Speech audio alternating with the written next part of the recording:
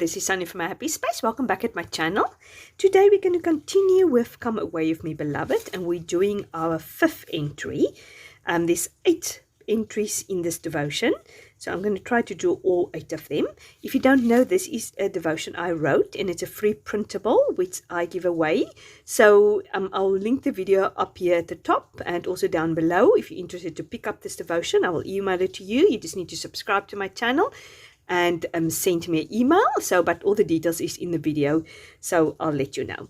So this is a devotion that goes through the book of Song of Solomon, and it's an invite God has for us to come away with him, and we are his beloved. So today we're looking at chapter 5, and the title is My Beloved is Knocking. And I'll talk a little bit later about it, but this is now the second time that this beloved, the king, comes to this bride and is inviting her to come away, and she has an excuse. The first time we just saw she was very complacent. She just sort of rests in the fact that she belongs to God, or she belongs to her bridegroom rather, which we know is the representative of Jesus, and she's just very comfortable. She just said, my beloved is mine and I'm his, and she's just comfortable in it. And now we're going to see today what is her excuse now not to go away with this invitation. So I'm going to journey in Song of Solomon 5, and this is my previous entry. So I've got some paint, so I'd like to cover this actually with some pattern paper, and because the name of the devotion title is My Beloved is Knocking at the Door, I've got this door which I want to use as a template to use to sort of represent the fact that the beloved is knocking, and that is also sort of a symbolism of when Jesus knocking at our door, that we shouldn't have excuses. We're going to look at the excuse she has this time.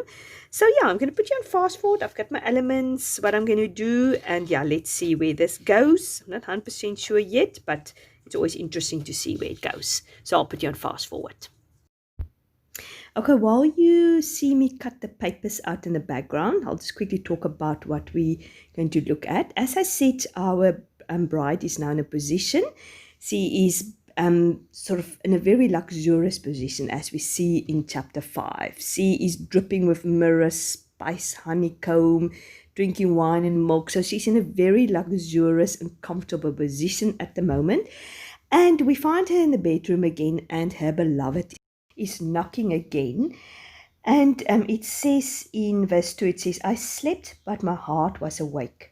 My sound, my beloved is knocking. Open to me, my sister, my love, my dove, my perfect one. See, she hears this knocking on a door, and we can really bring it back to sometimes we feel the Holy Spirit is knocking. The Lord is saying to us, come, spend time with me, or go and say something, send an SMS, speak encouraging word, stop praying, whatever you need to do, or ask for forgiveness.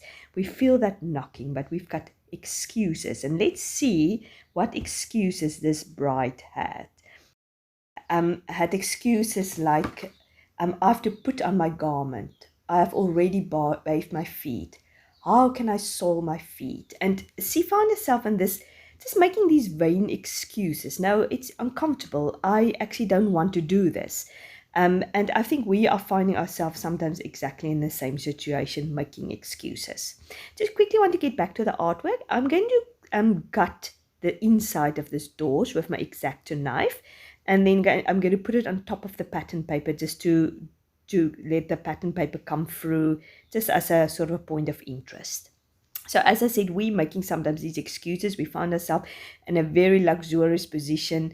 We want to do the things that's comfortable to us. The moment we have to, so to speak, get our hands dirty or our feet dirty, like this bride, we're actually not interested to do it. We want to do the nice things. We want to lead a Bible study, or we want to be baking a cake for the women's ministry, or we want to do all the things that we feel comfortable. But the moment the Lord tells us to do something uncomfortable, like maybe speaking truth in somebody's life, which might not be popular, or even giving some food to a homeless person, or working in a homeless shelter, or anything you feel uncomfortable. For some people, that might be the most easiest thing to do.